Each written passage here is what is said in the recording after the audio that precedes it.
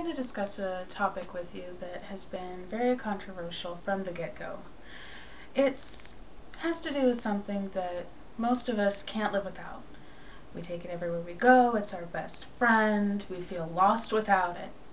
I'm talking about cell phones. But more importantly, it has to do with using your cell phone while driving and whether or not bans really do make a difference. Virginia Tech Transportation Institute conducted a study. Of this study, they found that of the 800,000 car accidents reported in 2009 to 2010, 6,000 of those car accidents had to do with using your phone while driving, whether it be texting or talking or any number of the things that phones can do these days.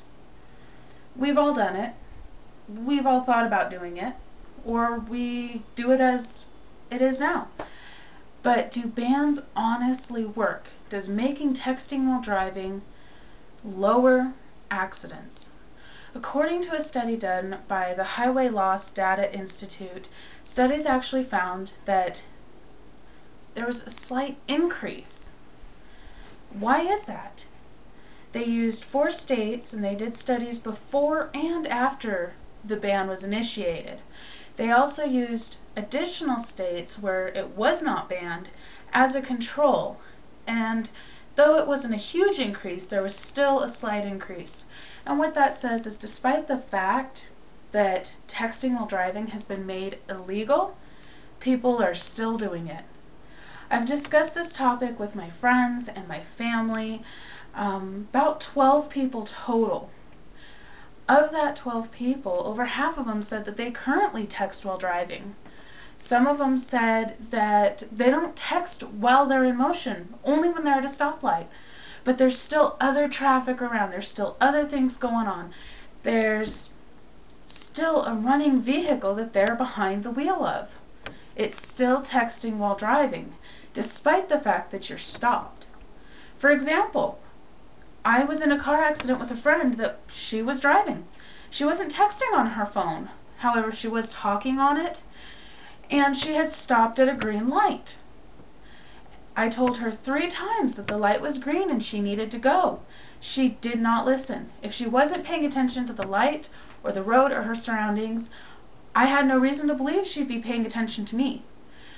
Despite the fact that I told her, and each time I got louder and louder as I told her that the light was green and she needed to go, she was still talking on her phone, ignoring everything else. All of a sudden, from behind, we got hit. Come to find out, the gal that hit us was looking down at a road map and some paperwork. We already have so many distractions while driving. How many of you are making a grocery list? How many are planning the next day's events? Or if you're in the morning, you're headed to work thinking about everything you have to do. With all of these other distractions, why add one more? Again, it's because people cannot seem to put their phones down. But what concerns me is the fact that these bans do not work. In fact, they have the opposite effect. I understand that there's a need for these bans or something in effect to take care of this issue. However, it's obvious it's not working.